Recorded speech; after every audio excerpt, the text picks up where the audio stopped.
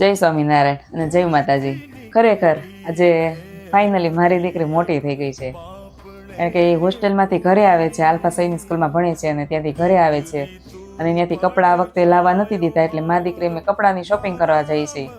એટલે મને ગમ્યું 600 વાળું ટી શર્ટ અને એને ગમ્યું 200 વાળું. મતલબમાં એ પ્રાઇઝમાં આમ તેમ કરતી હતી, ડિફરન્સ જોતી હતી. એટલે મેં કીધું આલે આ ટ્રાય કર, એટલે ટેગ જોયું અને એને ટેગ જોયું એટલે મેં કીધું કે કેમ તે ટેગ જોયું એમ. તો કે મમ્મી આ 200 વાળું છે, ના 600 વાળું છે, કાપડ બે સેમ જ છે, તો 200 વાળું લઈ લો. મેં કીધું ના, તને 600 વાળું ગમે ને તો તું ઈ જ લે, અને મને તો એ ગમે જ છે એટલે તું ઈ લે. 200 વાળું ગમે તો એ પણ લે. ના કે નહીં મમ્મી, હું 400 વાળું અથવા 200 વાળું જ લઈ, એટલું બધું મોંઘું ટી શર્ટ નહીં પહેરું એમ. એ કે 600 વાળું તમને ગમે છે ને એમાં 400 વાળું લઈ દો અને 200 રૂપિયા મને મારા ખિસ્સામાં નાખી દો એમ. એટલે ખરેખર મને ત્યારે એમ લાગ્યું કે અમારું ઋતુબેન ફાઇનલી મોટા થઈ ગયા છે. એ જ વસ્તુ નહીં, અને સ્કૂલમાંથી પણ ઘણી ડિસિપ્લિન શીખી છે, ઘણા સંસ્કારો એવા બધા જે નહોતા એ આવી ગયા છે. ખાવા પીવામાં થોડીક ટફ હતી, એ પણ રેડી થઈ ગયું છે.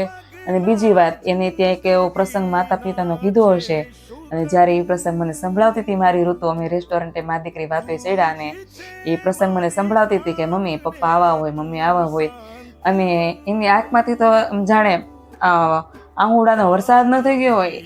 અને મા દીકરી બંને રડવા મળી ત્યારે કે ખરેખર છોકરામાં આવી સમજ હોય ખરી. અને જ્યારે માવતરનું નામ હજી મમ્મી પપ્પાને એવું કંઈક એવું સ્ટ્રગલની વાત કરતી હોય ને, ત્યારે એને આંખમાં છે ને વરસાદ વરસતો હોય આંગુડાનો. અને ત્યારે એમ થાય કે ખરેખર આપણો દીકરો છે, આપણી દીકરી છે, આપણું સંતાન છે, ખૂબ સમજદાર છે.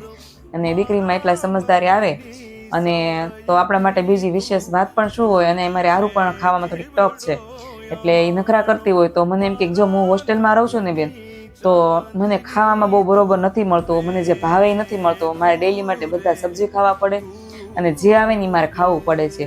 અહીંયા તું મમ્મી પાસે રહેશો અને મમ્મી તને જે લાડથી ખવડાવે તું ખાઈ લેજો, પણ એની જગ્યાએ મને મૂકીને જો બેન, બધું ખાવાનું, મને મમ્મીની હેરાન નહીં કરવાની. બસ ત્યાંથી મને એમ થયું કે હવે મારી ઋતુ ખરેખર મોટી થઈ ગઈ છે અને એની નાની બહેનોની પણ એ મા બની ગઈ છે ને હું પણ મારી દીકરીને મા જ માનું છું. હા, હું મા તો છું જ, પણ મારામાં થોડી કમી હોય. પણ મારી દીકરી જે અત્યારે 11 વર્ષની અંદર જે શીખી છે ને, હું એ 35 વર્ષની અંદર નથી શીખી. તો ખરેખર મારી દીકરીને છે ને સેલ્યુટ છે, અને એમાંથી મને ઘણું શીખવા મળે છે, ઘણું જાણવા મળે છે. અને આવી દીકરી જો ખોળે આવે તો કાંઈ ખોટ નથી હો. અને એમ મારી પાછળની 2 દીકરીઓ છે એ પણ એટલી સંસ્કારી છે જ, પણ એ મારી પાસે રહીને મારી ઋતુ છે હોસ્ટેલમાં રહે એટલો ઘણો ચેન્જ આવ્યો છે. તો મારી દીકરીઓ છે તમારે શું કહેવું, જરા કમેન્ટ કરી દેજો ને એવા આશીર્વાદ આપજો કે આવા નવા સંસ્કાર છે મારી દીકરીઓમાં એ બન્યા રહે. અને એને હજી તો મારે સાસરે મોકલવાની છે, તો ત્યાં પણ આવા નવા સંસ્કારી જાળવે એવા આશીર્વાદ આપજો. જય સ્વામિનારાયણ.